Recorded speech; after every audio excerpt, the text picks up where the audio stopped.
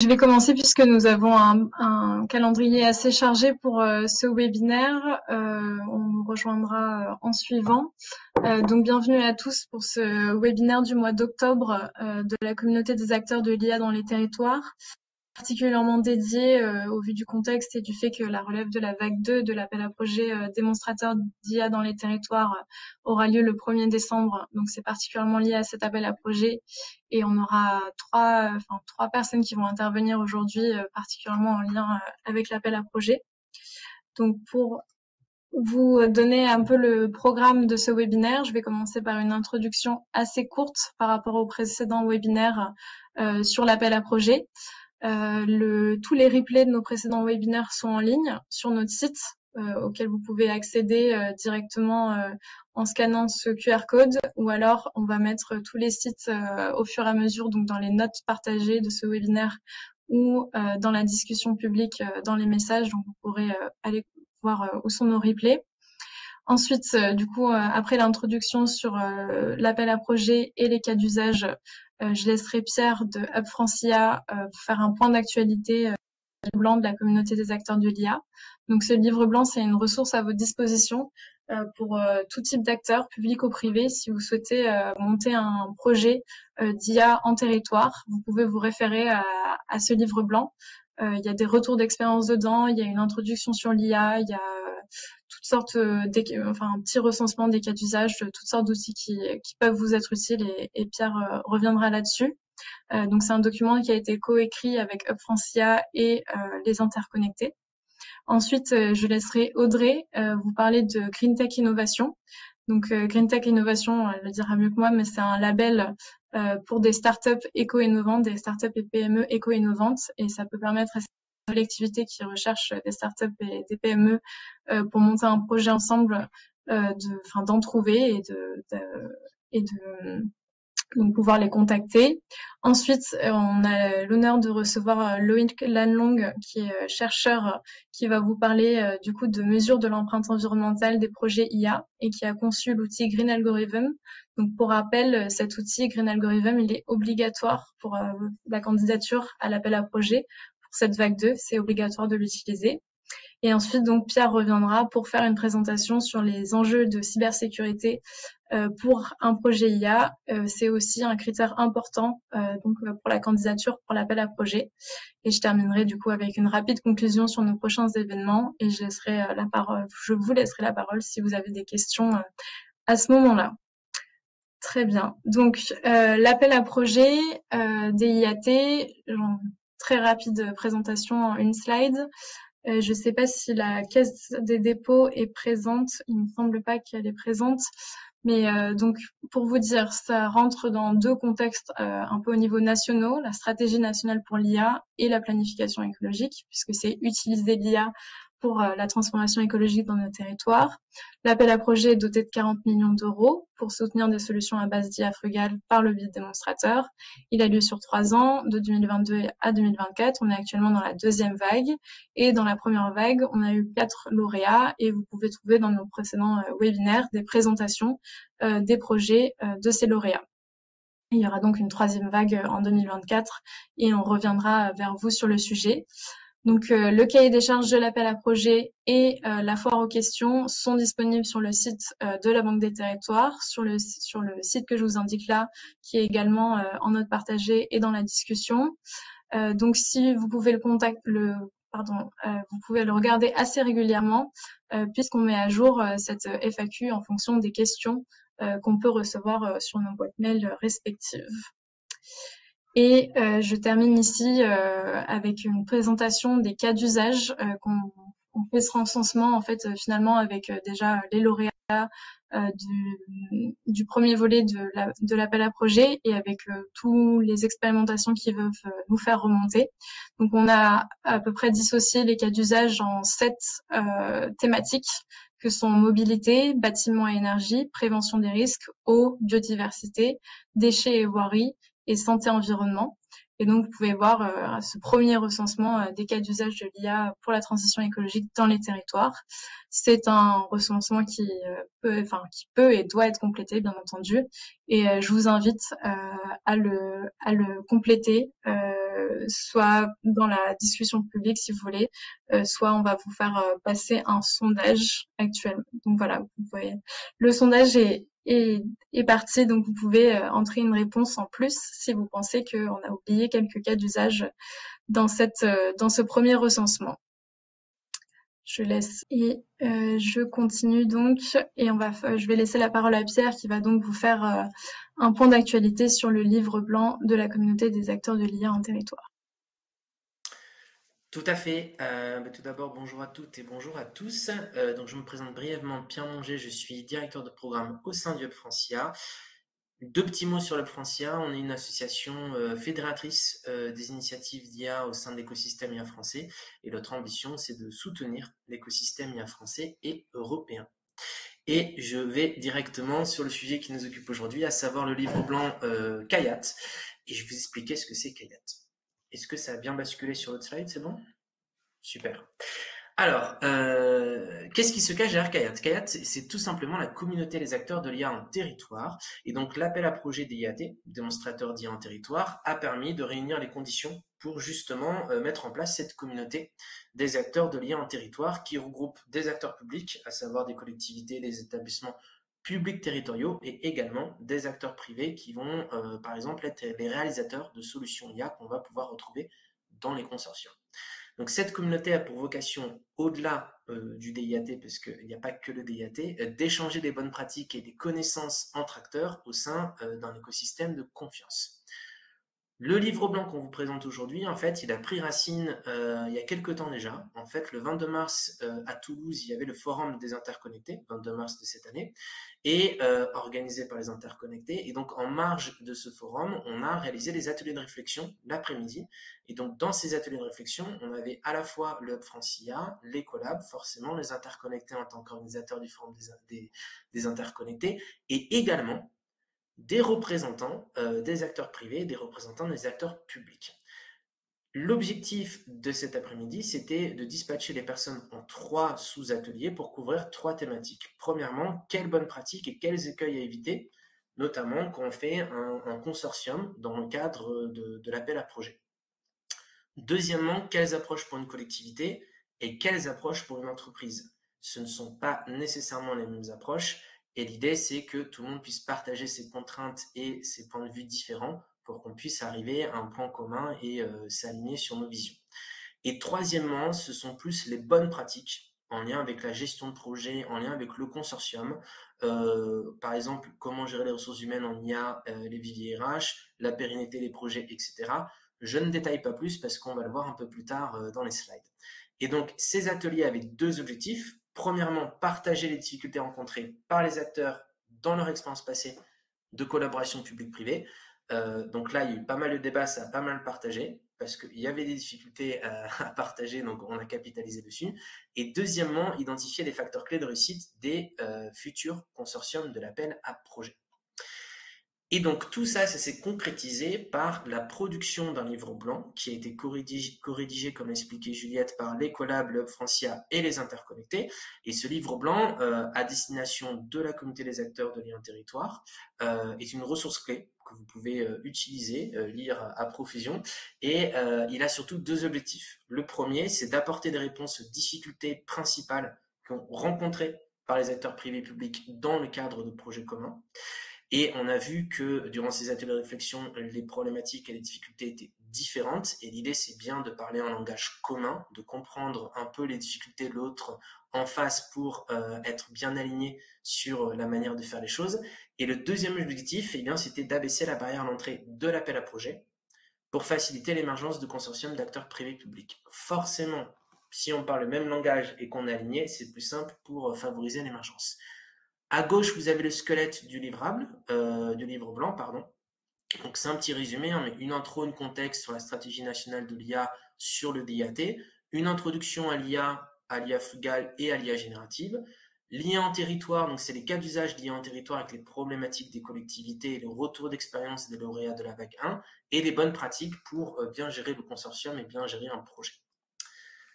On finit sur cette slide pour les actualités du livre blanc. Un petit rappel de la timeline. Donc, au début, en sortant de ces ateliers de réflexion, on a fait un travail pour thématiser les sujets à couvrir. On a ensuite validé le squelette de livrable que je vous ai présenté juste avant. On a rédigé les livrables et ensuite fait une relecture, une révision intermédiaire. Et ensuite, on a organisé un petit comité de relecture un peu plus élargi pour déjà avoir des feedbacks un peu externes par rapport au groupe de travail. Et ensuite, on a publié cette première version du livre blanc, qui est la version actuelle, en marge du dernier webinaire de l'Ecolab, qui était le 19 septembre, et donc le livrable a été publié le lendemain. Et donc, jusqu'au 27 octobre, c'est-à-dire jusqu'à vendredi de la semaine prochaine, vous avez le droit, bien sûr, de lire ce livre blanc, ça c'est toute l'année, mais vous avez le droit aussi de faire part de vos suggestions d'amélioration sur ce livre blanc, et on va les intégrer pour pouvoir les publier au plus tard, je le dis bien, au plus tard lors du webinaire du 15 novembre, mais il n'est pas impossible qu'on fasse ça peut-être une semaine d'avance. En tout cas, sur le procédé, vous avez les 2 étapes en dessous. Première étape, se connecter sur le lien ici présent, GreenTech Innovation, les acteurs de l'IA pour accéder au livre blanc. Et quand vous le lisez, vous pourrez en fait pousser vos suggestions à l'adresse email ici, contact@hubfrancia.fr, en indiquant la page et le motif de suggestion. Et ça sera moi derrière qui vais analyser tout ça pour pouvoir les intégrer dans la V2. Voilà pour les actualités du livre blanc. S'il y a d'autres questions, je réinterviens plus tard, mais en tout cas, je peux y répondre dans le chat et je laisse la main à l'intervenant suivant. Merci beaucoup Pierre. Donc j'ai vu dans le chat question sur est-ce qu'on a fait une consultation citoyenne. J'ai envie de dire que la consultation citoyenne, elle est en cours. Vous pouvez faire toute remarque, tout retour finalement au Web Francia et on les intégrera donc dans la version suivante. Donc la Banque des territoires me dit qu'ils sont désormais présents. Donc je vais peut-être leur laisser 2 minutes pour intervenir. Alexandre, si tu es là. C'est bon? Oui, on t'entend. Bonjour, Alexandre Chaffet, Banque des Territoires. On est opérateur sur cet appel à projet et je sais que Juliette vous a parlé un petit peu de la FAQ avec les adresses, etc. C'était juste pour vous répondre sur 2 questions qu'on nous avait posées qui étaient assez présentes et qui peuvent être intéressantes, notamment du point de vue entreprise. La première question, c'était voilà, est-ce qu'il faut pour gérer les aides, le montant de subvention France 2030 quand on est une entreprise, notamment en tant que chef de file, parce qu'on peut avoir un niveau de budget important à gérer pour les autres partenaires. Est-ce qu'il y a des plafonds ou des règles, des plafonds par rapport à notre chiffre d'affaires ou nos éléments de comptabilité à nous? Est-ce qu'il y a des seuils à respecter, des ratios entre les fonds qu'on peut avoir et notre chiffre d'affaires, capital social? La réponse est non. Par contre, il y a un point important à voir. Bon, a priori, je pense pas que ça concerne forcément les entreprises d'IA, mais si vous êtes une entreprise en difficulté, vous ne pouvez pas recevoir de fonds 2030. France 2030, c'est interdit. Donc voilà, dans le cas où vous êtes une entreprise en difficulté, vous ne pourrez pas être financé. Donc ça, c'est peut-être à avoir en tête, notamment pour les partenaires privés. Et l'autre point, c'était un petit peu... alors, quand on avait fait un webinaire précédent, qui était avec Cap Digital, il y avait une question qui était revenue très souvent, c'est pourquoi il y a une non prise en charge systématique des dépenses SaaS et qu'elles sont accordées que sur dérogation. Bah, tout simplement, voilà. Nous, dans le cadre de l'appel à projet d'interministériel, a décidé de pas mettre les dépenses SaaS dans les dépenses éligibles, mais de les accorder effectivement un titre dérogatoire, parce qu'on considère, voilà, on plaide, il y avait l'idée de plaider pour une prise en charge des dépenses SaaS associées aux solutions d'IA par les partenaires privés au titre de partage de responsabilités entre la partie publique et la partie privée, et partage des risques et responsabilités. Donc, tout porteur, vous êtes habilité à faire effectivement une demande de dérogation puisque c'est autorisé à ce principe. Et voilà, ça sera examiné au cas par cas. Et il faudra que ce soit des dépenses SaaS qui concernent l'objet principal de l'appel à projet, donc soit des logiciels d'IA, et de produire un argumentaire en fait pour justifier cette demande de dérogation. Pourquoi est-elle nécessaire? Pourquoi la viabilité du projet est entamée si on ne prend pas en charge ces dépenses SaaS. Donc, ça sera vraiment du cas par cas, comme indiqué dans le cahier des charges. Ok, très bien. Merci Alexandre pour ce point d'actualité sur la FAQ. Et si vous avez d'autres questions très précises, j'ai envie de dire, sur le cahier des charges et que ni la FAQ ni le cahier des charges n'y répond, n'hésitez pas à nous contacter, bien sûr. Vous avez à la fois le contact de la Banque des le site internet de l'appel à projet et vous avez notre contact aussi sur notre site internet qu'on vous a partagé sur le chat. Donc, je vais reprendre le fil de notre discussion et je vais laisser la parole à Audrey, qui est chef de projet au sein de l'Ecolab et qui va vous parler de l'initiative Green Tech Innovation. Merci Juliette. Bonjour à tous. Donc effectivement, en fait, si vous êtes à un territoire et que vous cherchez des entreprises qui font de l'intelligence artificielle dans la transition écologique, on a un annuaire qui peut vous aider. C'est l'annuaire Green Tech Innovation. Donc il est aussi disponible sur le site greentechinnovation.fr. Donc si vous allez dans l'onglet commandes publiques, vous avez un petit onglet les acteurs de l'IA et donc là vous allez pouvoir retrouver tous les sujets sur l'appel à projet et puis vous allez aussi pouvoir retrouver cet annuaire-là. Donc il y a 40 entreprises qui sont référencées et c'est des entreprises qui sont sur un certain nombre de thématiques, donc sur la décarbonation de l'industrie, le bâtiment et la vie durable, les énergies renouvelables, la mobilité, la prévention des risques, l'économie circulaire, l'eau, la biodiversité. Enfin voilà, c'est vraiment sur un ensemble de thématiques assez différentes et elles sont vraiment aussi réparties sur l'ensemble du territoire. Donc là, vous avez aussi une petite image qui vous donne une idée de ce à quoi ressemble cet annuaire-là. Et vous pouvez aussi filtrer cet annuaire pour retrouver des entreprises qui pourraient avoir un lien avec ce que vous recherchez. Donc, ce sont des entreprises qui ont été sélectionnées via l'appel à manifestation d'intérêt Green Tech Innovation. Donc, en soi, sur Green Tech Innovation, il y a plus de 272 entreprises qui sont recensées, mais on en a vraiment ciblé 40 qui sont sur des sujets d'intelligence artificielle. Et globalement, l'ensemble de ces entreprises, elles sont sélectionnées pour 4 grands critères. Sur l'adéquation avec les politiques publiques de transition écologique, ça, c'est vraiment le critère majeur pour lequel on sélectionne les entreprises.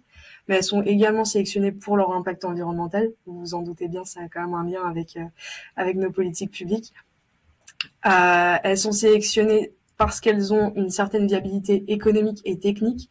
Donc, globalement, les entreprises, à quelques exceptions près, ce sont des entreprises qui ont une certaine maturité aussi. Donc, soit qui qui sont sur le point de commercialiser leur solution ou qui la commercialisent déjà. Je dis qu'il y a une exception puisque pour certains cas d'entreprises qui seraient vraiment très deep tech et donc qui ont 10 ans de recherche et développement, on va pas attendre 2035 avant de les sélectionner. On considère qu'il y a un impact et donc on pense que c'est aujourd'hui qu'il faut les soutenir. Donc c'est quelques entreprises pour lesquelles on fait une exception, mais globalement on sélectionne des entreprises parce qu'il y a quand même une assise économique et technique qui est quand même là. Et puis on les sélectionne évidemment parce qu'elles sont innovantes, sinon ça ne s'appellerait pas Green Tech Innovation. Donc ça peut en fait permettre d'avoir une idée des entreprises qui sont existantes sur la transition écologique. Il y a 12 thématiques différentes. Et donc, pour les entreprises que ça pourrait intéresser, on ouvrira les candidatures sur cet appel à manifestation d'intérêt à partir de la mi-décembre. On fera un webinaire dédié sur ce sujet-là, pareil, en décembre, pour pouvoir un petit peu expliquer tout le processus de sélection, comment ça marche, quels sont les critères un petit peu plus en détail. Là, c'est pas forcément l'objet, mais au moins c'est pour que vous puissiez avoir une idée de quelles sont les entreprises qui sont référencées Green Tech Innovation. Et sur ce webinaire, on expliquera également comment on accompagne ces entreprises. Donc, si c'est quelque chose qui vous intéresse, je vous invite à vous inscrire à la newsletter Green Tech Innovation. Donc, pareil, sur le site greentechinnovation.fr, sur l'onglet Actualité, vous pouvez vous inscrire à la newsletter et donc ça vous donnera un petit peu des nouvelles de ce qui se passe par rapport à l'appel à manifestation d'intérêt et puis plus généralement sur les actualités d'Ecolab.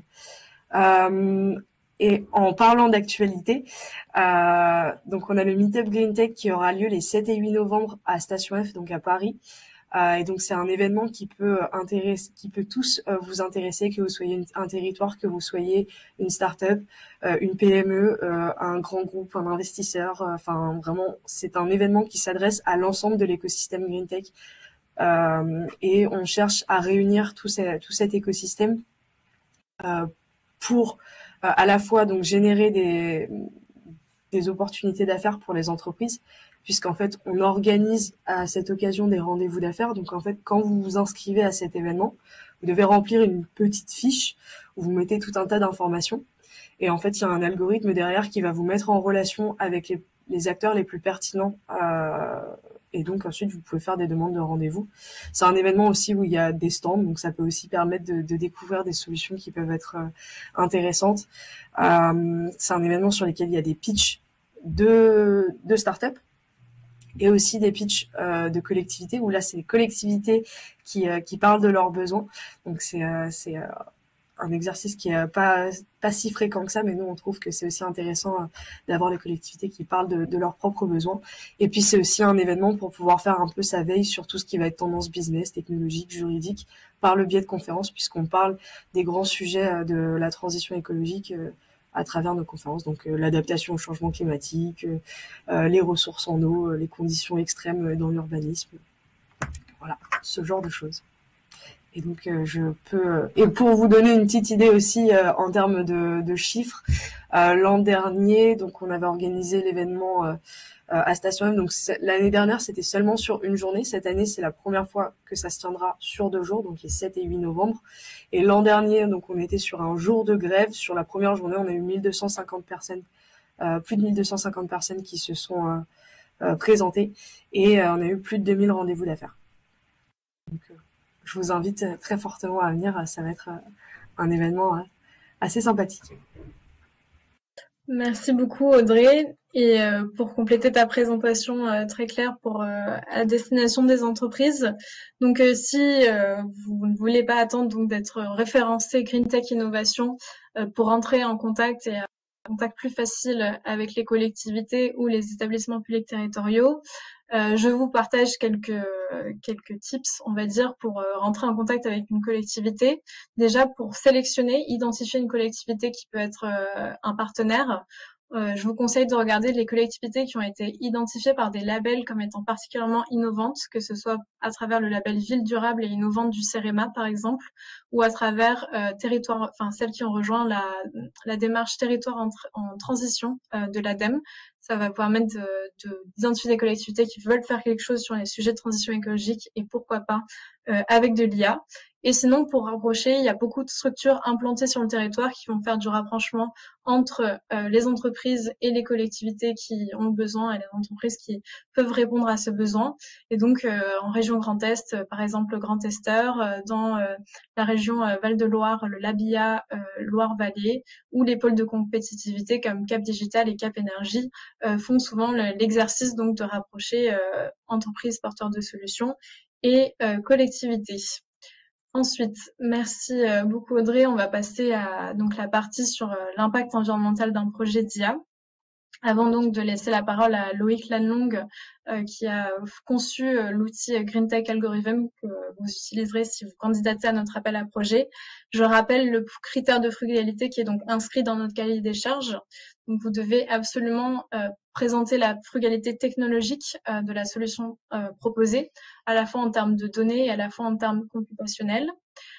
Vous devrez donc décrire donc c'est l'impact environnemental de vos données, mais de votre algorithme, pardon, mais aussi le bénéfice environnemental de votre projet.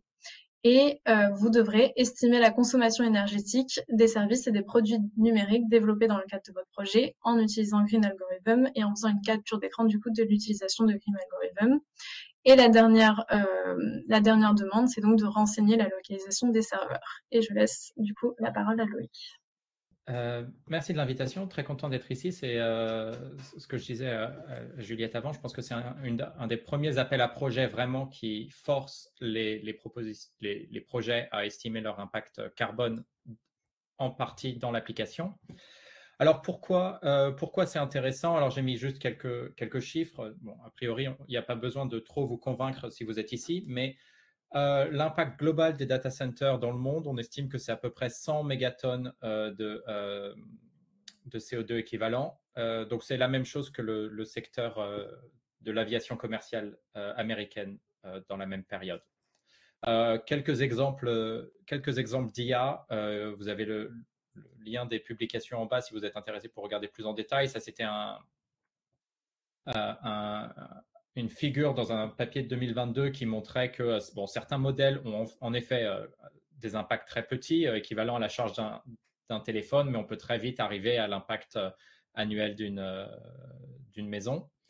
Un peu plus récent et un peu plus intéressant, parce que bon, tout le monde parle de ChatGPT par exemple, mais des modèles de langage. Donc cette publication, ils ont estimé différents impacts, et GPT-3, qui est une sorte d'ancêtre de ChatGPT, voilà, on s'aperçoit que bon, on arrive à des impacts carbone qui se mesurent en centaines de tonnes. Pour contexte, la cible par personne annuelle pour maintenir le réchauffement climatique en dessous d'1,5 degré, c'est 2 tonnes par personne et par an. Donc 500 tonnes, ça commence à faire beaucoup. Juste pour clarifier un peu ce dont on va parler aujourd'hui, on ne va pas tellement s'intéresser à tout ce qui est email, Internet ou même visioconférence, mais vraiment ce qui est un peu plus approprié pour l'IA et pour certains projets, c'est vraiment je ne sais pas comment le décrire, l'IA ou l'informatique intense. Donc ça veut dire soit des temps de calcul assez longs, soit qui demandent beaucoup de ressources, donc beaucoup de processeurs, beaucoup de mémoire, ce genre de choses. Et enfin, ça n'a pas tellement d'importance de quoi on parle aujourd'hui. Donc, si vous avez l'intention d'entraîner vos modèles ou de faire appel à des entreprises qui entraînent leurs modèles sur des ordinateurs sous leur bureau ou dans des data centers ou des machines virtuelles, enfin voilà, les principes s'appliquent à tous. Voilà, l'idée de cette présentation, c'est de vous donner un petit peu de contexte. Si on regarde les impacts de l'informatique, on peut les diviser en 3 grandes catégories. La première, c'est les impacts de cycle de vie. Donc, ça veut dire qu'on tient compte de la fabrication des matériaux, de leur transfert, de leur transport, l'utilisation pour tout le temps de vie et s'en débarrasser à la fin. Si on parle des appareils personnels, alors ça, c'est téléphone, ordinateur portable, tablette. En fait, entre 70 et 90% de cet impact total vient seulement de la production. Donc, en fait, pour ces appareils, ça a à peu près aucune importance comment vous l'utilisez vraiment. Ce qui compte, c'est il y a cette petite phrase qui revient souvent, keep, repair, reuse, donc garder, réparer, réutiliser. Et en fait, voilà, c'est l'idée de dire que en gardant un appareil plus longtemps, on économise en fait ces 90% de production. Quand on regarde les serveurs dans les data centers, la fabrication, c'est une part plus petite. Ça ne veut pas dire que les serveurs sont plus écologiques à fabriquer, ça veut juste dire qu'ils sont beaucoup plus utilisés. Donc, en fait, le nombre global est beaucoup plus grand. Donc, en fait, la part de fabrication est un peu plus petite. Mais on parle quand même entre 15 et 40%. Donc, c'est quand même quelque chose dont il faut tenir compte. OK, donc ça, c'est le côté fabrication, cycle de vie. Si on regarde de l'autre côté du cycle de vie, c'est se débarrasser des déchets. C'est la slide un peu déprimante de la journée, désolé. C'est un rapport de l'Organisation mondiale de la santé. Alors, les e-déchets, je ne sais pas trop comment ça se traduit en français, e-waste.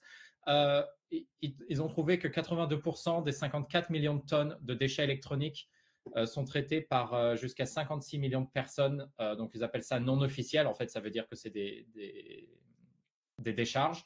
Ça inclut 18 millions d'enfants. Vous pouvez imaginer les conséquences sur la santé de traiter des déchets électroniques en termes de métaux lourds et tout ça. Et bien sûr, les déchets électroniques sont prévus d'augmenter de 40% d'ici 2030.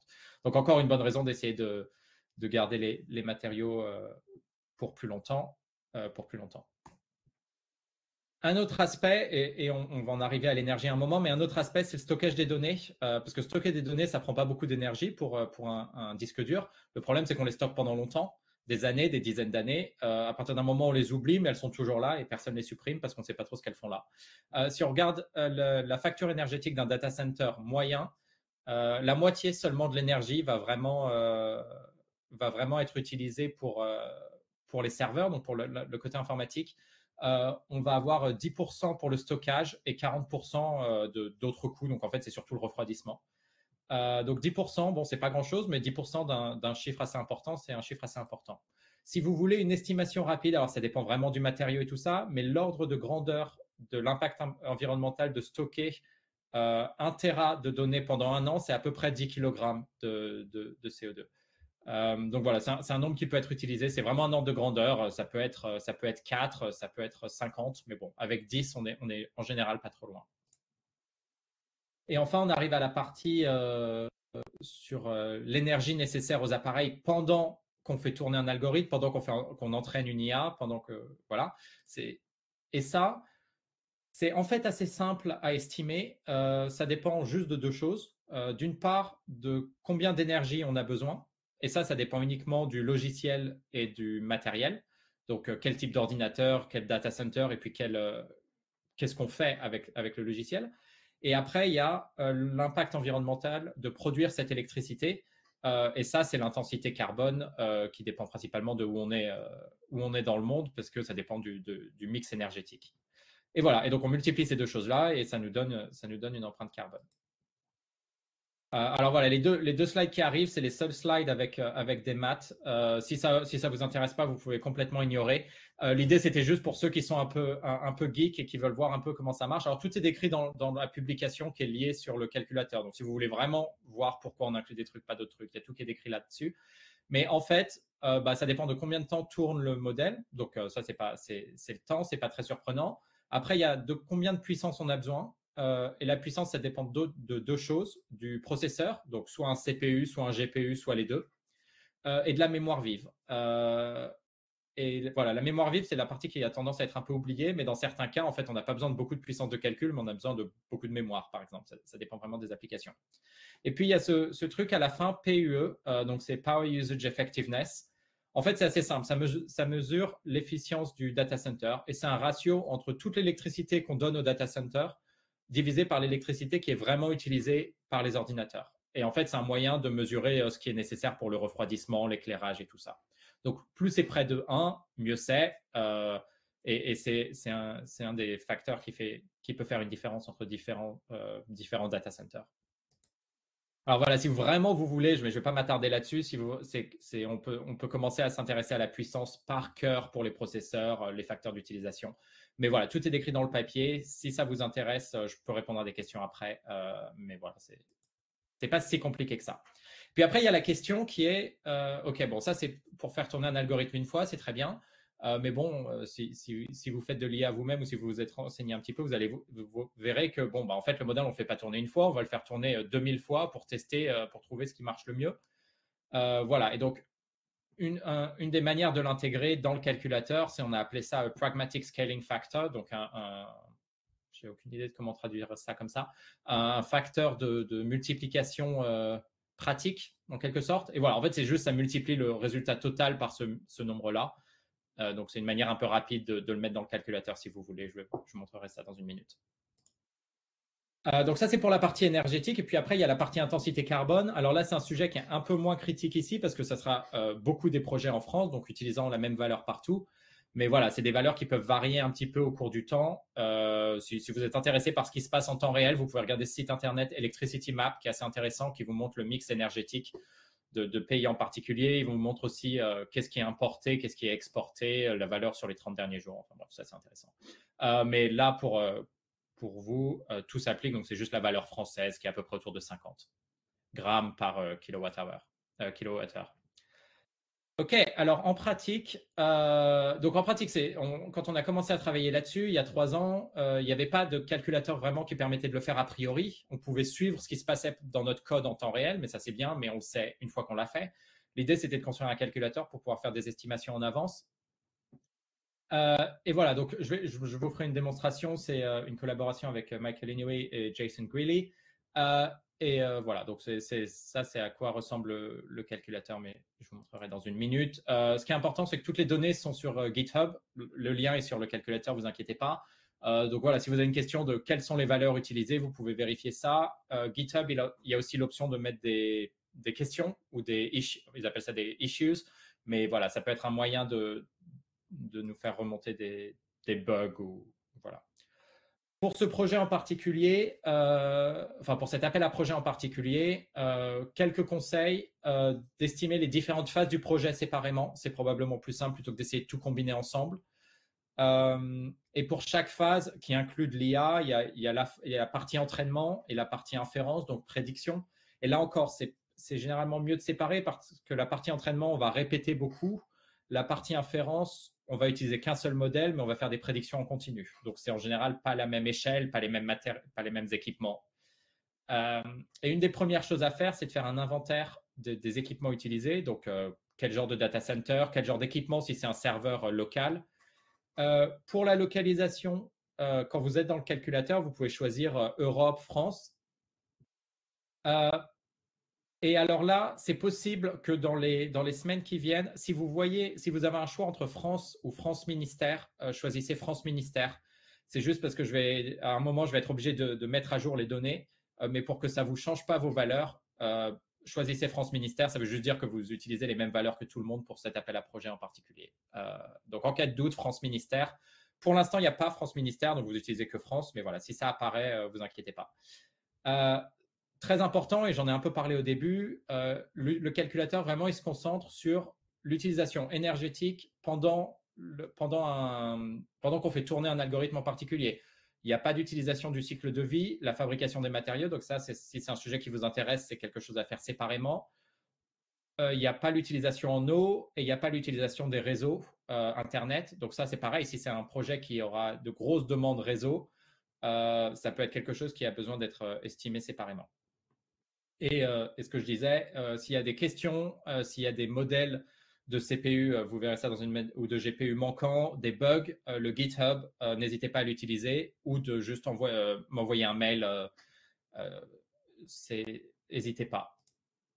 Rapidement, si vous vous demandez si ça marche, la réponse c'est oui. Alors ça, c'est une étude alors j'ai pris celle-là parce qu'elle est française, qui a testé différents comparateurs. Alors GA, c'est nous, et vous voyez la barre verte est très proche de la barre bleue sur les endroits du bas. Donc en particulier pour le côté GPU IA, oui, ces calculateurs sont en fait assez précis. Donc ça, c'est plutôt bien. Alors, coûts et bénéfices, en fait, on revient vraiment sur ce qui a été dit au début, mais c'est une manière de le présenter que j'aime bien. C'était dans un rapport de la Royal Society, qui est l'Académie des sciences anglaise, où ils expliquent qu'en fait, toutes ces nouvelles technologies digitales doivent être énergie proportionnelle. Donc, c'est une manière de dire que les bénéfices ou les avantages espérés doivent au moins compenser leur coût énergétique. Et écologique. Donc, c'est assez logique, mais c'est une manière intéressante de l'intégrer. Et enfin, quand on parle coût et bénéfices, c'est encore plus compliqué parce qu'en fait, c'est bien d'avoir l'impression que les bénéfices vont compenser les coûts. Sauf qu'en fait, les coûts et les bénéfices, c'est pas pour les mêmes personnes. Et si on réfléchit aux populations qui souffrent le plus du changement climatique, c'est généralement pas les populations qui vont bénéficier de la dernière génération de Siri ou d'Alexa sur les enceintes connectées. Donc, voilà. Pas un vrai sujet pour cet appel de projet, mais quelque chose à garder à l'esprit. Alors, juste une note rapide sur le cloud. Le cloud, ça peut être une solution attractive parce qu'on peut choisir des data centers. Donc, et les data centers ont tendance à être assez efficaces parce que c'est leur business model. Les limitations à garder à l'esprit, le PUE, donc le facteur d'efficacité mis en avant, il peut être trompeur. De temps en temps, ça va être juste un facteur moyen pour tout leur parc de data center ou alors juste un facteur pour les meilleurs. Mais ça ne veut pas dire que le data center que vous allez en fait utiliser est tout à fait aussi efficace. Donc, ça peut être un peu compliqué. Et la plupart maintenant mettent en avant la neutralité carbone, qui est en fait généralement basée sur les crédits carbone plutôt que vraiment sur le fait de ne pas utiliser d'électricité fossile, dont les bénéfices peuvent être un peu douteux. Alors encore, ce n'est pas forcément le sujet d'aujourd'hui, mais il y a beaucoup d'articles là-dessus. Une des études que j'aime mettre en avant, enfin, M c'est un grand mot, mais qui a été publiée il n'y a pas si longtemps que ça, c'est qu'ils ont fait une étude des crédits carbone mis en avant par Verra, qui est une de ces énormes organisations qui fournit des crédits carbone, qui était censé protéger des arbres de déforestation. Et ils ont trouvé qu'en gros, 90% des crédits carbone vendus n'avaient absolument aucune valeur en termes environnementaux. Voilà, bon, je vais juste faire une démo rapide, mais il y a le site internet où vous pouvez aller, où il y a pas mal de ressources, alors surtout en français, mais je vais vous montrer, il y a une page en français qui devrait apparaître bientôt. Et il y a, voilà, donc ça peut être utile, il y a des liens sur pas mal de choses, donc vous pouvez regarder ça. Voilà, bon, ça c'est juste les remerciements pour plein de collègues et les entreprises de financement. Email, n'hésitez pas, je pourrais le mettre dans les notes ou si quelqu'un peut le mettra dans les notes. Et je vais juste rapidement, alors si j'arrête ça et je fais ça. Ouais, voilà. Donc ça vous montre le calculateur. Si vous allez le voir, en fait, c'est assez simple, hein. Vous mettez un temps de calcul. Alors, disons qu'on anticipe, je ne sais pas, moi, ça va prendre 72 heures. Si vous voulez utiliser IA, si c'est du deep learning, on va dire qu'il y aura les deux, des CPU et des GPU. Si ça vous dit rien, probablement CPU, sinon vous sauriez. Vous pouvez choisir votre modèle là-dedans. Voilà, il y a toute une liste. Si le modèle n'est pas là-dedans, vous pouvez soit prendre autre et aller voir sur Internet la valeur TDP, qui est l'utilisation de puissance, ou mettre un commentaire sur le GitHub demandant d'ajouter le modèle qui vous intéresse et on l'ajoutera. Ça va assez vite. Voilà, GPU, disons qu'on en utilise 5, un modèle. Vous pouvez mettre la mémoire dont vous avez besoin. Où est-ce que vous utilisez, où est-ce que vous êtes situé? Alors, si vous utilisez soit un serveur local ou qui n'est pas, un des fournisseurs cloud majeurs, et puis là, vous utilisez France. Voilà. Donc, c'est là où peut-être à un moment, France Ministère apparaîtra. Vous pouvez mettre si vous avez vraiment des métriques assez précises, vous pouvez préciser, disant on pense que le GPU sera utilisé qu'à 50%, ce genre de choses. Mais si ça vous dit rien, il n'y a vraiment pas besoin. Le vrai truc, c'est qu'en fait, c'est tout à fait correct d'avoir des estimations assez vagues là-dedans et de dire, bon, on pense qu'au total, on aura besoin de 300 heures de calcul, par exemple. Et c'est quelque chose que probablement vous aurez à faire à un moment ou à un autre parce que ça va influencer le budget si vous utilisez le cloud ou l'équipement. Donc, vous pouvez mettre des estimations assez vagues. Si vous connaissez l'efficacité de votre data center, vous pouvez le mettre. Sinon, vous laissez la valeur par défaut. Et puis, disons qu'on va le faire tourner 50 fois, on pense. Et voilà, ça vous met... alors, je peux l'étendre un peu, donc c'est un peu plus grand. Oups. Voilà, et ça va vous donner une estimation de l'empreinte carbone, une information énergétique. Ça peut être intéressant de reporter les deux parce que l'aspect énergétique est indépendant de la localisation et de comment l'électricité est fournie. Donc, c'est intéressant d'économiser de l'énergie de toute façon. Voilà, quelques métriques de contexte juste comme ça. Voilà, là, vous pouvez voir quelques graphes. En dessous, il y a quelques données, mais c'est vraiment surtout ça qui est intéressant pour vous. Et si vous êtes intéressé, voilà, il y a des liens en bas, surtout pour le GitHub, pour poser des questions, ce genre de choses.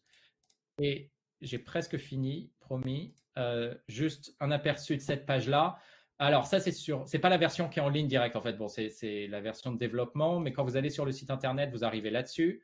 Si vous allez sur le calculateur, qui est la partie qui vous intéresse, vous allez à gauche et vous voyez là, qui apparaîtra bientôt, s'il n'y est pas encore, projet IA France, en français. Donc voilà, c'est une page que je suis en train de faire. Elle devrait apparaître dans une version un peu brouillon, mais aujourd'hui ou demain. Je la mettrai en ligne et n'hésitez pas à faire, si vous trouvez des fautes ou des corrections, n'hésitez pas à m'en faire part. Mais voilà, c'est juste une description rapide de ce dont j'ai discuté aujourd'hui. Il faut juste que j'intègre quelques captures d'écran en dessous. Et voilà. Et sinon, il y a d'autres sources. Voilà, il y a d'autres sources comme les autres outils qu'on a créés, si ça vous intéresse, ou des présentations si vous êtes intéressé là-dessus. Alors, elles sont toutes en anglais. Mais voilà, il y a d'autres présentations qui sont là, si ça vous intéresse. Voilà, alors je vais m'arrêter là. Et s'il y a des questions, n'hésitez pas. Merci beaucoup Loïc. Avant de laisser place aux questions, je voulais juste laisser la parole à Clément Leroux qui fait partie du consortium de la ville de Metz, qui a été lauréat en vague 1 et qui du coup a expérimenté en conditions réelles ce qu'est l'IA Frugal et qui voudra éventuellement compléter sur son expérience d'IA Frugal, d'utilisation d'outils tels que Grim Algorithm ou tels que d'autres pour du coup les prochains candidats pour cette vague 2 de l'appel à projet. Clément, je te laisse la parole. Oui, bonjour à tous. Est-ce que vous m'entendez bien? Oui. Oui, vous m'entendez. Merci Juliette et merci Loïc pour cette présentation très, très complète. Donc nous, on n'a pas dû on n'a pas dû utiliser l'outil lorsqu'on a candidaté à l'appel à projet. Je pense qu'on aurait été bien content de l'avoir à ce moment-là. Ça nous aurait probablement aidé effectivement à quantifier, ou en tout cas être peut-être un peu plus précis sur notamment cette question de la frugalité. Donc, je ne vais pas être très long, mais je vais peut-être faire une réaction et vous donner quelques éléments d'information sur la question de la frugalité. La réaction que je veux partager avec vous, c'est que quand Juliette m'a demandé d'utiliser l'outil de Loïc, déjà ça a été assez simple et assez rapide à prendre en main. Donc, je dirais que malgré toutes les explications et peut-être la complexité sous-jacente qu'il peut y avoir derrière cet outil, vous rassurez sur le fait que l'outil, si vous faites de l'intelligence artificielle, vous ne devriez pas tomber de votre chaise quand vous l'utilisez. On retrouve assez vite, je dirais, des réflexes et les critères dont on a besoin pour estimer effectivement la puissance nécessaire quand on entraîne un modèle d'intelligence artificielle. Donc, mon premier commentaire, mon premier message par rapport à ça, c'est que l'outil est très simple d'utilisation et que nous, il nous a permis, a posteriori, de rentrer nos quelques critères. Donc, le temps d'entraînement, le type de GPU qu'on utilise, parce que nous utilisons des GPU, le type de data center qu'on utilise. On fait tourner ça un petit peu dans le cloud pour diverses raisons. On connaissait aussi le taux, le facteur réel d'utilisation du GPU. Il s'avère que le GPU qu'on utilise, c'est un demi-GPU en réalité, etc., etc. Donc, on avait toutes les bonnes informations et en fait, en quelques minutes, on est capable de sortir les différentes statistiques. Et ça c'est plutôt très agréable. Je pense que ça va vous donner confiance pour vous permettre de vous situer par rapport à la question de est-ce que votre IA, elle va consommer de la ressource de calcul et est-ce qu'elle va émettre beaucoup de CO2 ou pas. C'est vrai que en ce moment, quand on parle d'intelligence artificielle et notamment des gros modèles, ces questions, elles font un peu peur. Donc, c'est pas mal de regarder ça d'un peu plus près, puisque une des contraintes, je dirais, de l'appel à projet qui est forte, il y a une question qui est forte dans cet appel à projet, c'est la question de la frugalité. Donc, il faut avoir ça en tête et cet outil, il est très intéressant pour essayer de se positionner par rapport à ce qu'on peut trouver aujourd'hui sur le marché de l'IA en termes de très gros modèles ou de petits modèles. Ça, c'est mon commentaire. Après, je vais vous donner quelques conseils pour vous aider dans votre réponse. Nous, on a répondu, l'outil, on ne le connaissait pas, on ne nous avait pas demandé de l'utiliser. Donc, on a pu aussi élaborer et développer, gérer un certain nombre d'informations et de documentation sur comment notre stratégie, elle allait être frugale. Donc, l'outil, il est très bien, mais mon message, c'est peut-être ne vous limitez pas uniquement à l'outil pour parler de la frugalité dans votre projet. La frugalité, on peut l'avoir dans plein d'aspects différents. Je vous donne quelques pistes. Le temps de calcul, effectivement, c'est un critère pour dire que potentiellement votre algorithme ou votre IA est frugale.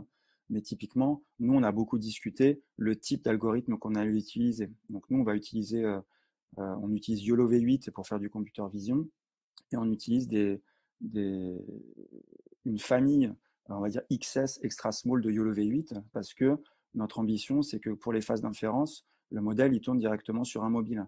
Donc, on a toute une réflexion aussi, je dirais, indépendamment du temps de calcul, sur le type d'IA qu'on utilise et sur comment potentiellement on va customiser cette IA pour qu'elle soit efficace.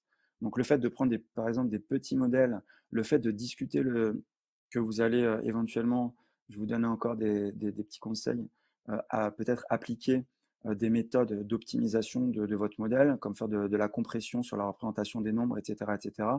Tout ça, c'est des trucs qui sont super positifs et qui vont jouer, je dirais, pour démontrer que votre approche, elle est bien frugale. Je vous en dis pas plus, hein, vous avez aussi, je dirais, vos propres travaux et vos propres recherches à faire, mais c'est vrai que cette dimension frugale, nous, elle nous a beaucoup séduit dans l'appel à projet, on était en plein dedans, on pense qu'elle a beaucoup de sens. Je reprends ce que disait Loïc tout à l'heure, c'est que effectivement, c'est quand même intéressant aujourd'hui de se poser la question de si ce qu'on fait pour l'environnement, ça a un impact positif. C'est sûr que si on allume des centrales nucléaires pour finalement résoudre un petit problème, c'est pas forcément très intéressant. Donc, nous, on a plutôt pris cette contrainte de manière très, très positive. Et je trouve que là, c'est super que vous ayez cet outil pour vous mettre le pied à l'étrier et vous aider à étayer la partie frugalité. Voilà, je m'arrête là. On pourra en parler bien plus longtemps, mais je pense qu'il y a d'autres sujets à aborder. Merci beaucoup Clément. Et pour compléter, et après premier, j'ouvre aux questions.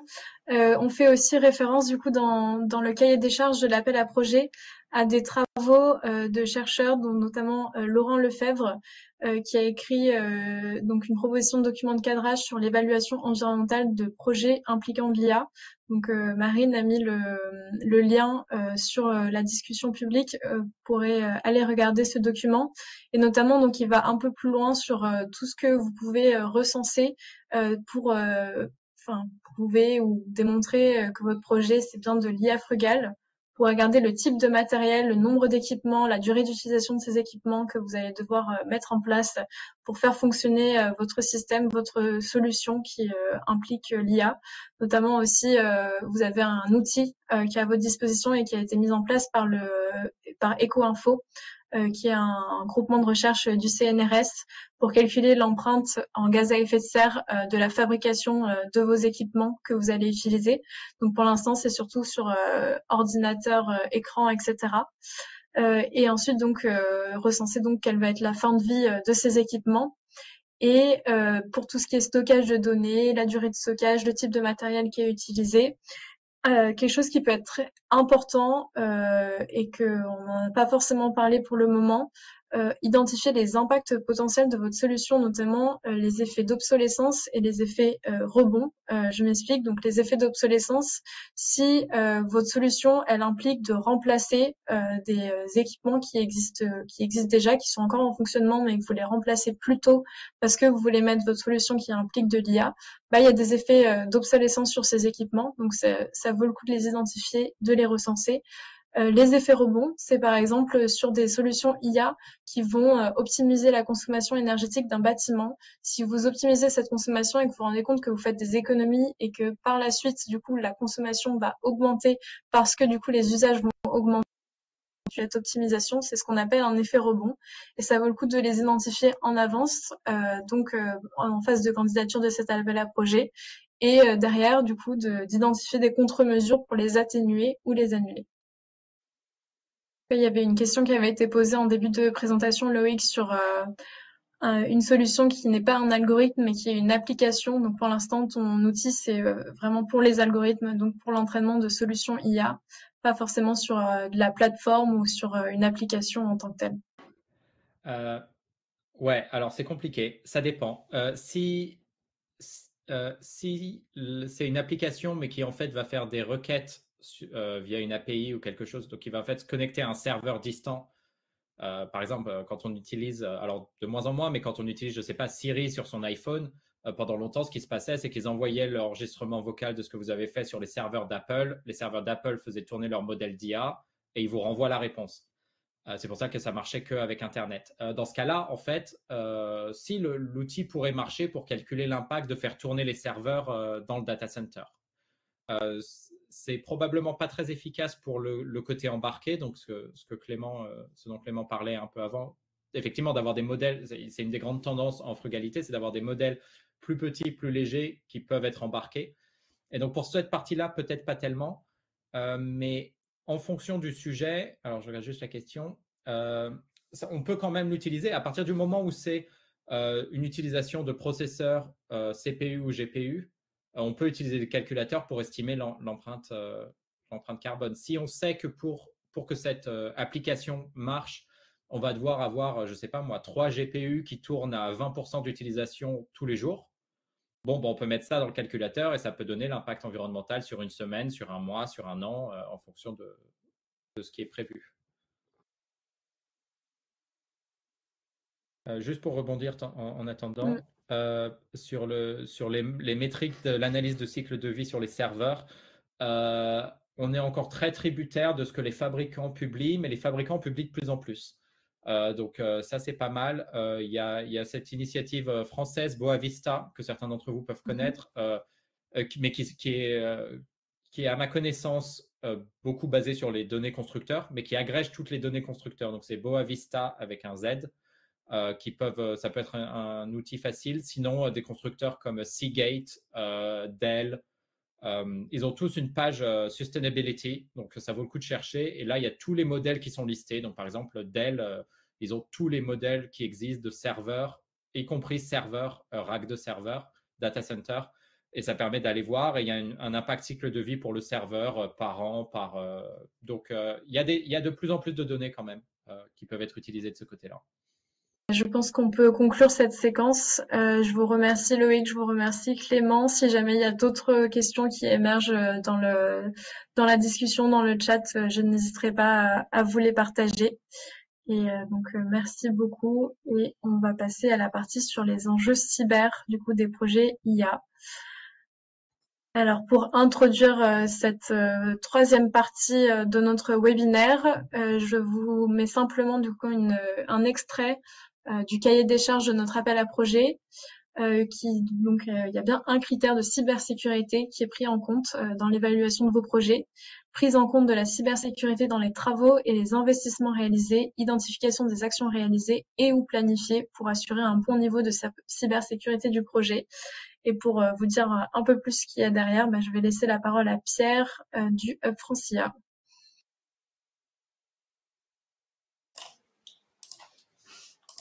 Hop là. Eh bien, rebonjour à toutes et à tous. Cette fois-ci, je vais vous parler des enjeux cyber. Alors, l'idée, c'est de vous faire une introduction très généraliste en posant quelques bases, parce qu'à la fin de la présentation, on va parler d'un petit cas pratique qui pourrait arriver sur le DIAT pour que vous ayez à votre disposition les bons réflexes à vous poser sur ces enjeux cybersécurité. Alors, tout d'abord, j'essaie de mon côté de mettre en plein écran, voilà. Tout d'abord, sur la cybersécurité, on peut confondre généralement deux termes. Donc la partie InfoSec, qui est sécurité de l'information, et la partie cybersécurité. InfoSec, pour le faire rapidement, ça regroupe un ensemble de procédures et d'outils de sécurité qui ont vocation à protéger les informations sensibles de l'entreprise contre une utilisation abusive, un accès non autorisé ou une perturbation ou une destruction.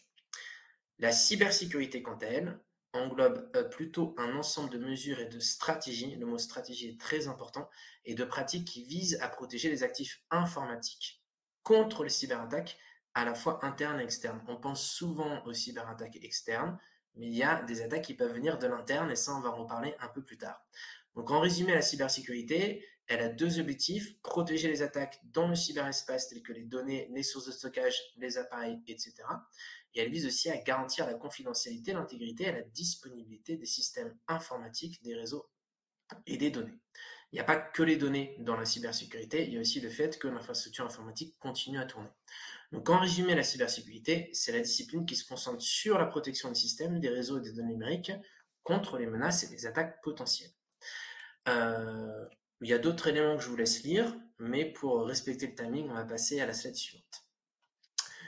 Chose importante à savoir, il existe une norme ISO, donc internationale, la norme ISO 27001, qui spécifie les exigences pour la mise en place, la mise en œuvre, la mise à jour. C'est pas parce qu'on met en place une stratégie que dans 6 mois elle est toujours viable. Donc la mise à jour et l'amélioration continue d'un système de management de la sécurité de l'information. Donc un des bons réflexes à avoir quand vous êtes un acteur public dans le cadre d'un DAT, si vous voulez vous assurer qu'en face, le porteur de solution, le réalisateur de solution IA ait une bonne hygiène, une bonne stratégie en cybersécurité, c'est tout simplement de lui demander s'il est certifié ISO 27001, et si ce n'est pas le cas, quel est son système de management de la sécurité de l'information. Donc retenez ISO 27001, ça peut être un très bon indicateur.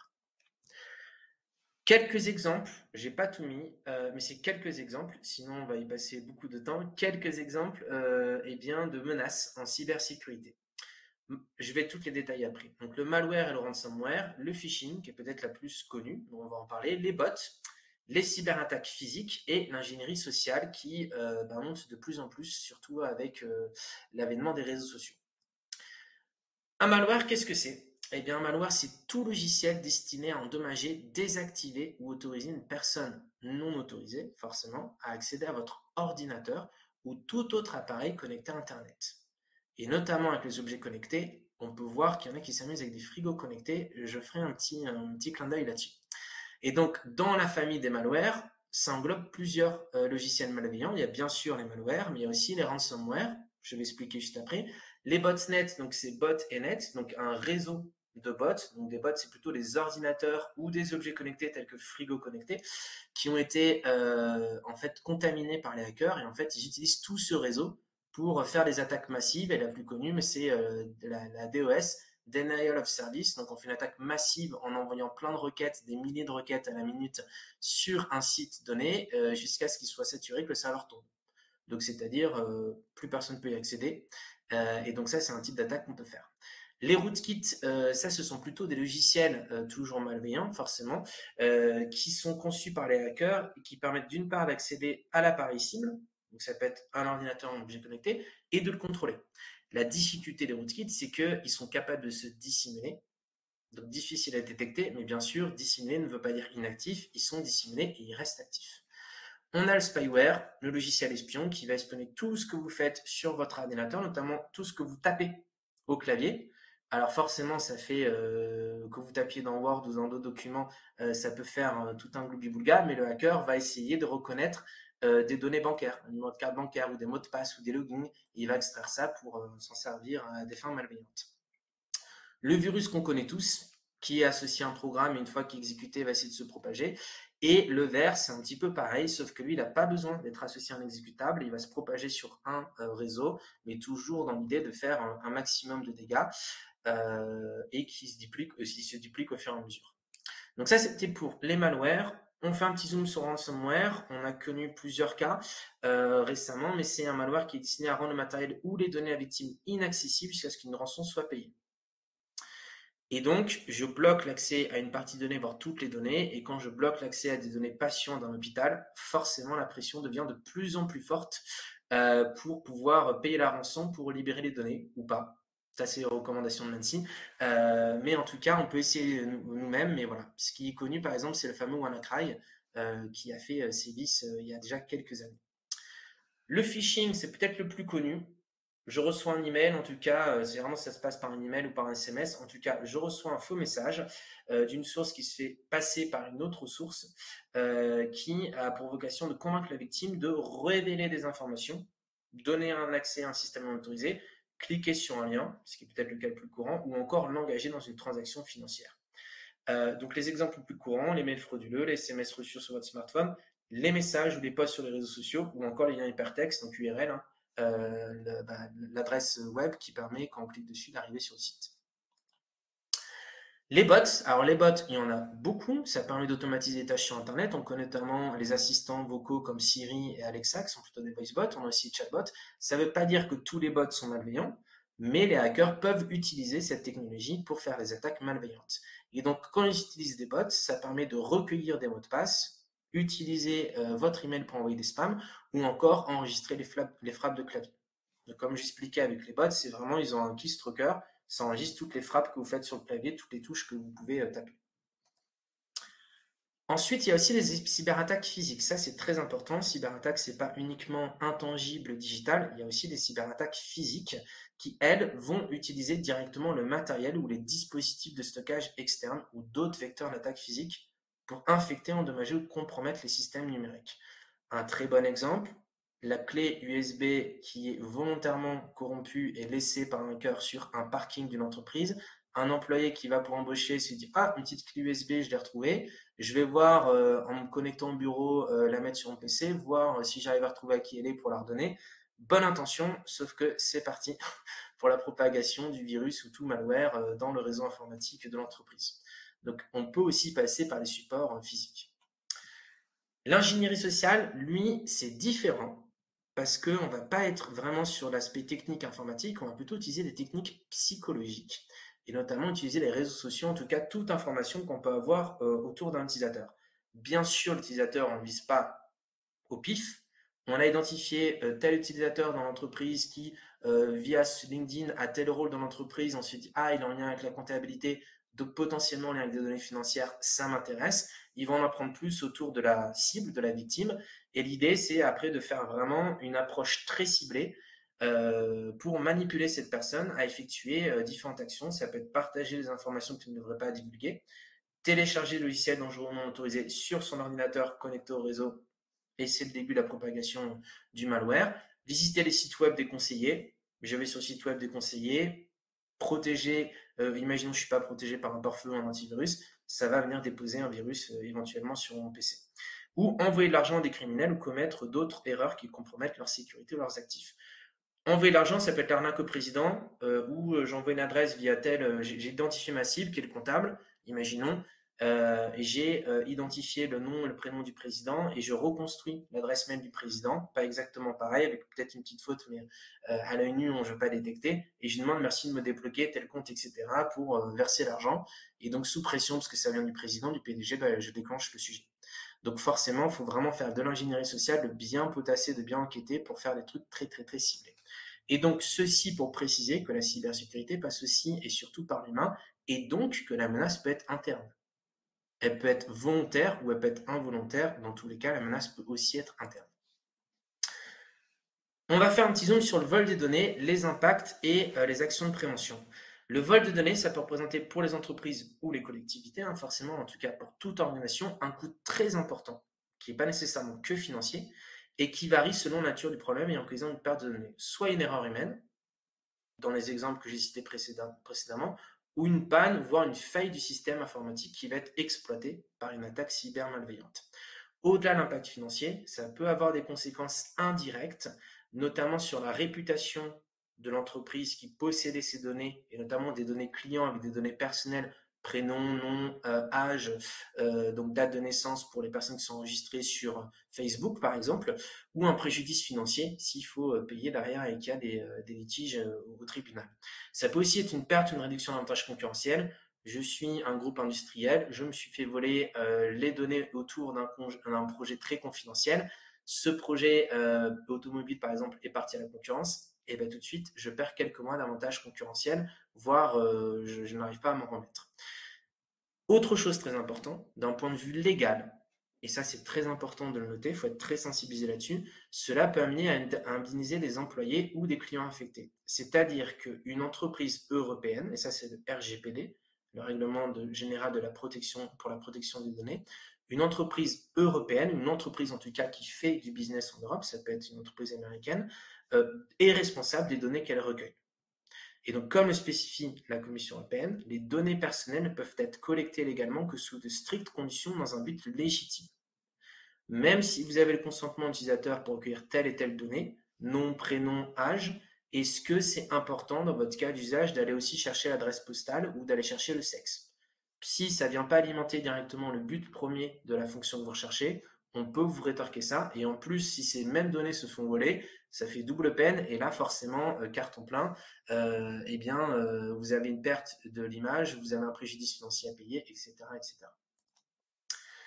Les actions de prévention, je vous les citerai rapidement, vous les voyez en un coup d'œil, mais je vais les préciser après. Mais sécuriser l'infrastructure informatique, adoption du chiffrement des données, assurer la traçabilité et l'intégrité, assurer la sauvegarde des données, sensibiliser les collaborateurs, encore une fois pour la menace interne involontaire, évoluer les risques ou les faire évaluer et ne pas négliger la dimension légale comme on l'a mentionné juste ici. Très rapidement, vous avez plein d'exemples ici, je ne mets que les premiers pour respecter le timing, mais sécuriser l'infrastructure, c'est par exemple installer des pare-feux ou des anti-malware. Adoption du chiffrement, chiffrer les données tout au long de leur cycle de vie. Assurer la traçabilité et l'intégrité, il faut garder la maîtrise des accès et des actions effectuées afin de garantir une traçabilité optimale. Quelqu'un qui sort de l'entreprise, on révoque ses accès par exemple. Il faut avoir ce réflexe. Assurer la sauvegarde des données. Même s'il n'y a pas de cyberattaque, mais vous avez une panne de serveur ou une panne de votre ordinateur local, c'est toujours sympa d'avoir une sauvegarde. Peut-être pas à 24-48 heures, mais au moins de remonter à 2-3 jours et pas tout perdre sur plusieurs mois. Sensibiliser les salariés, les collaborateurs doivent être formés sur les risques et pratiques comme le Shadow IT. On a des règles qui nous empêchent de télécharger un logiciel, mais parfois il y a des logiciels qui ne sont pas sur la liste blacklistée ou sur le firewall de l'entreprise. Et donc, je vais sur un petit logiciel sur un site, je le télécharge et potentiellement que ce logiciel est passé entre les grilles, sous les radars et contenait potentiellement un malware. Donc, il faut aussi sensibiliser. Évaluer les risques ou les faire évaluer. Soit je les fais évaluer moi-même, soit je les fais évaluer par une entreprise externe, un auditeur externe. Et on peut aussi reprendre ici l'exemple de l'ISO 27001 que j'ai introduit au début. Et bien prendre en compte la dimension légale, mais on en a parlé juste avant. Pour finir, 2 petites slides, on fait un petit focus sur le DIAT. Donc, pour répondre aux enjeux de sécurité lors d'un démonstrateur DIAT, l'idéal, c'est de le faire dès le montage du consortium, dès le montage du dossier, entre la collectivité, entre les porteurs de solutions IA ou les experts en face côté privé, eh bien, c'est de mettre en place une gestion des risques informatiques, de définir les bonnes pratiques en termes d'usage des moyens informatiques tout au long du projet du démonstrateur, de veiller au bon respect de ces bonnes pratiques, forcément, ça c'est la deuxième étape, et d'adopter des outils sécurisés. Pour vous aider à faire ça, les exigences de sécurité doivent être associées avec des éléments précis de l'analyse de risque. Si dans l'analyse de risque vous êtes un peu sec, vous pouvez vous reporter à la classification CIDT, confidentialité, intégrité, disponibilité et traçabilité.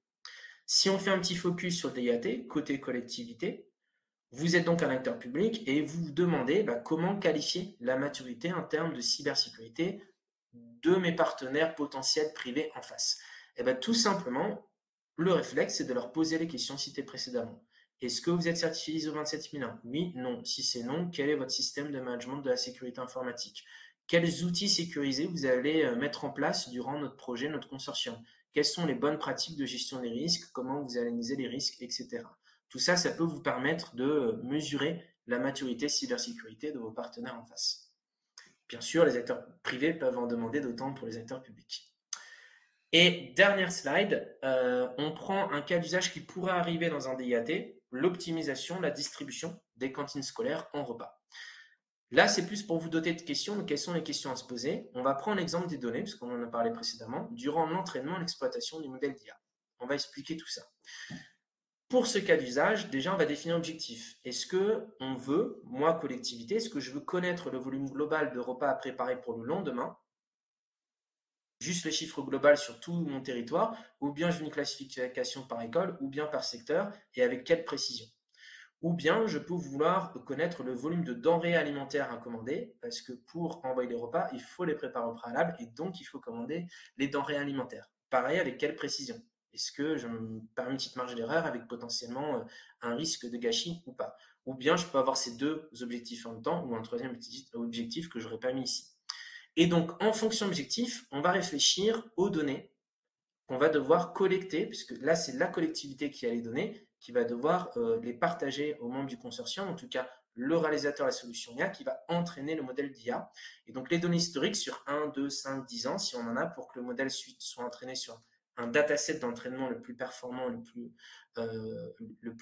avec le plus historique si possible, dans la limite de la frugalité, bien sûr, et aussi les données actuelles. Donc, les données actuelles, c'est le modèle est entraîné, je lui fais des données d'entrée. Là, on est mardi. Hier, il y a X parents qui ont confirmé aujourd'hui, il y a X parents qui ont confirmé que demain, leurs enfants mangeraient à la cantine. Je mets ces données en entrée. Ça va permettre au modèle de sortir un résultat, notamment une prédiction sur le volume global de repas à préparer. Et donc, en fonction de ça, toujours sur les données, si notre objectif, c'est de connaître le volume global de repas à préparer et que cet objectif suffit, alors est-ce que c'est nécessaire de remonter le nom, le prénom et l'âge des enfants, qui sont des données personnelles? Ou est-ce que juste la classe de chaque enfant avec le statut mangera, mangera pas suffit? Ou bien est-ce que seul le volume d'élèves par classe et par statut suffit?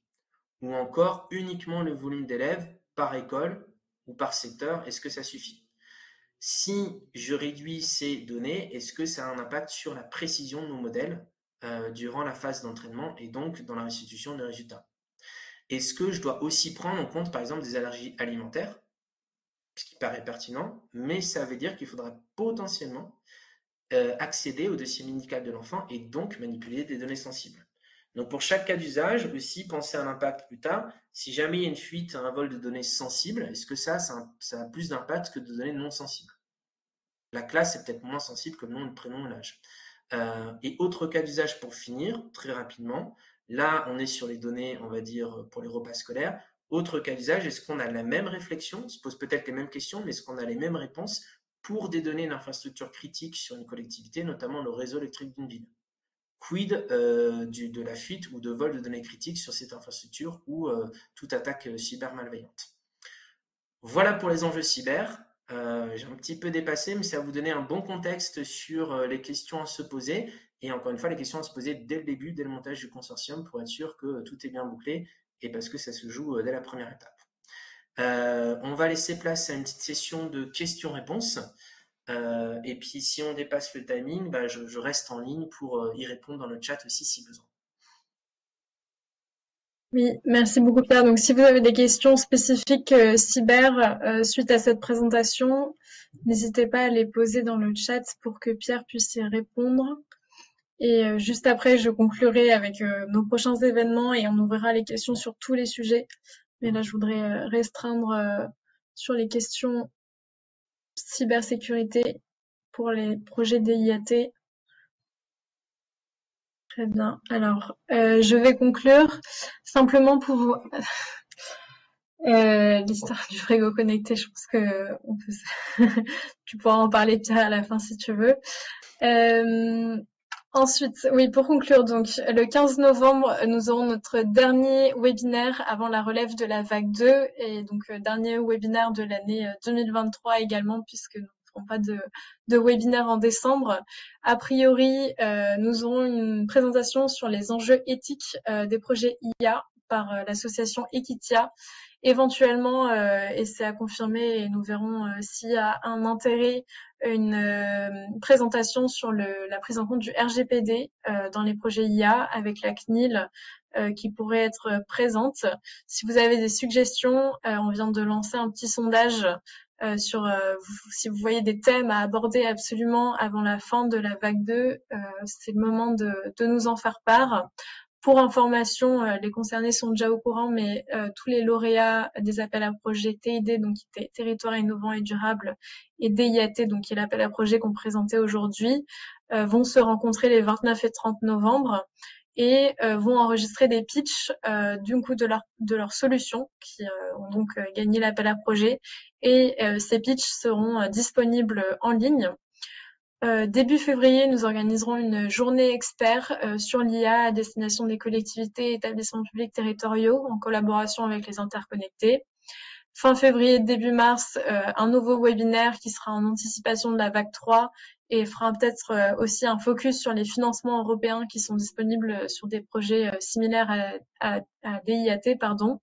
Et les 3-4 avril, donc le forum des interconnectés où nous serons présents et où nous invitons donc à vous rendre pour une nouvelle rencontre en présentiel de la communauté, à la fois acteurs publics et acteurs privés. Voilà pour ces prochains événements. Et donc, si je vais reprendre la main, j'espère que vous avez pu répondre au sondage, sinon vous pouvez l'écrire dans la discussion. Et j'ouvre donc pour les questions-réponses. Nous avons 9 minutes avant la fin officielle du webinaire. Si vous avez des questions, Alexandre Chaffotte de la Banque des Territoires est toujours présent et peut aussi m'aider à répondre si c'est des questions précises sur le cahier des charges. Alexandre, est-ce que tu veux prendre la parole sur la question qui a été posée? Non. Non. Non, je répondais. Oui. Non, il n'y a pas de plafond, il y a juste indiqué un montant plancher de 600 000 € de dépenses éligibles. On ne fixe pas de plafond. Après, effectivement, si vous proposez un budget, je ne sais pas, qui consomme toute l'enveloppe, ça peut être plus compliqué, mais il n'y a pas de plafond en soi, quoi.